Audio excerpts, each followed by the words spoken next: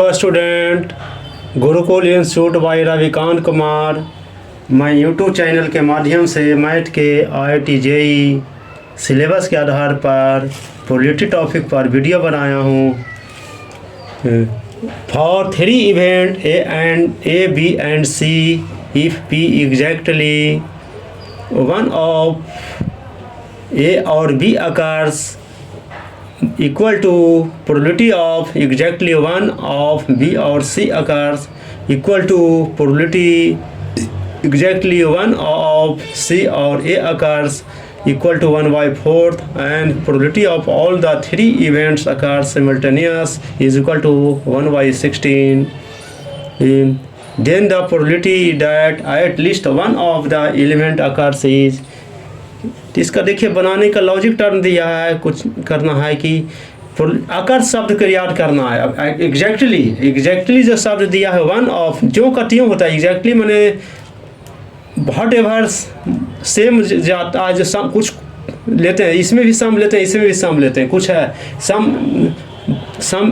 सम के आधार पर इसको सोचते हैं। देखिए तो एक है कुछ हम यूनियन लिए, कुछ इंटरसेक्शन, दोनों को साथ में हम लेकर चलते हैं। देखिए तो इसका देखिए P exactly one of A union B आकर से दिया, तब P इसके दोनों का लॉजिक होगा। लॉजिक में probability of A union B minus probability of A intersection B दोनों सेट करता है, इसलिए इसका P A यूनियन B का फार्मूला होता है P A जोड़ P B minus P A intersection B होता है। अब देखिए इसका वैल्यू दे दिया, एक और दिया हो P A जोड़ P B माइनस एक P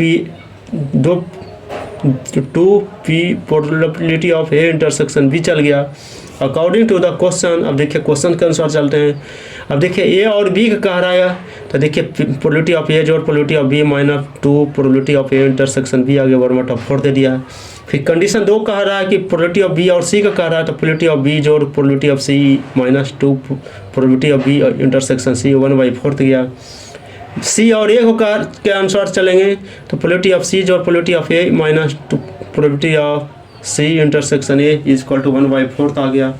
ऐड करेंगे तीनों का वैल्यू को, तो देखिए प्रोबेबिलिटी ऑफ 2 से गुना हो जाएगा, सब 2 PA हो जाएगा, 2 PB होगा, 2 C हो जाएगा, सबका वैल्यू बदल जाएगा टोटल को, इसलिए कॉमन ले लिए। 2 प्रोबेबिलिटी ऑफ A जोड़ प्रोबेबिलिटी ऑफ B जोड़ probability of C minus probability of A intersection B minus probability of B intersection C minus probability of C intersection A equal to 3/4 जोड़ दिए।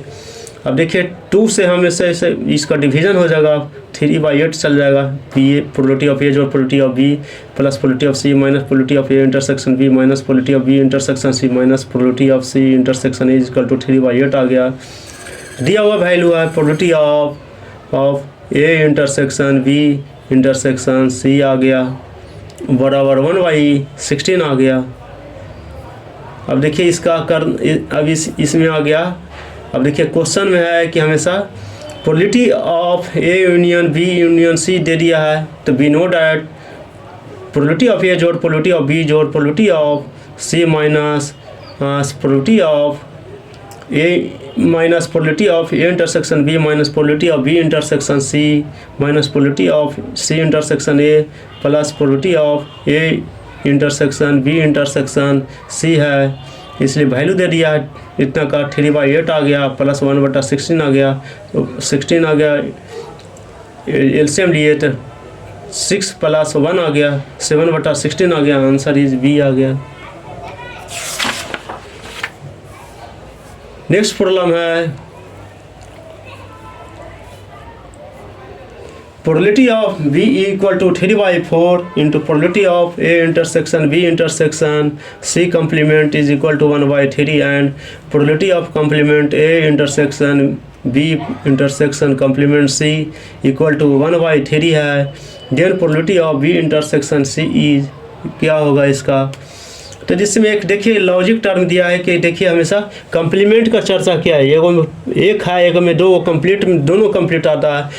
B आ गया तो हमेशा कॉमन ले लेंगे, क्या है कुछ नहीं इसका दिया था, जिसका देखिए दे दिया वैल्यू दे दिया हमेशा। देखिए लॉजिक में तो देखिए डायग्राम बनाया A और B और C का, B को काटा, B को A और B को C काटा करके हमेशा देखिए ये सेक्शन 1 2 3 बचा, 1 2 3 का कटिंग आया, सबसे ज़्यादा मेजर आ गया जो हमेशा इसका जब वैल्यू आया गया हमेशा ये सेंटर को माना जाता है, तीनों का कटिंग का एक हो गया।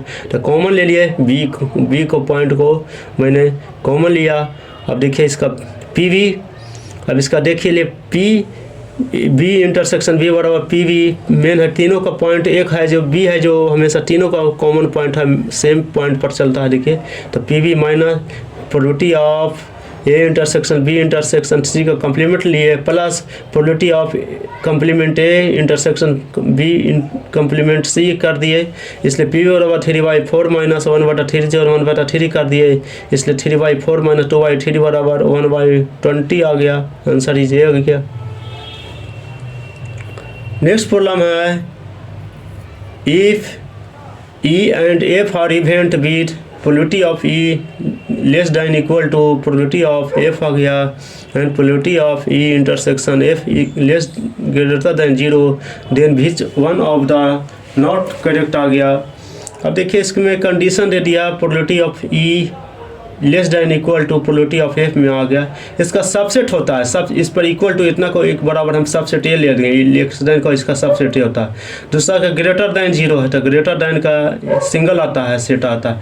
तो देखिए ये हमेशा रिवर्स कर जाता है, ये हमेशा सेम रहता है। तो देखिए इसका जो घटना जो घटेगा इवेंट जाएगा हमेशा इतना पर, तो occurrence of E into occurrence of F चल जाएगा। दूसरा का जाएगा अकरेंस ऑफ एफ हो जाएगा, इससे रिवर्स कर जाता है, इसलिए एफ का जगह पर ई चल हो जाएगा। इसलिए सी इज नॉट का ना occurrence is equal to not, ये में से फॉल्स है, इसलिए आंसर इज सी चल जाएगा। वीडियो को सब्सक्राइब करें, दोस्त के साथ शेयर करें।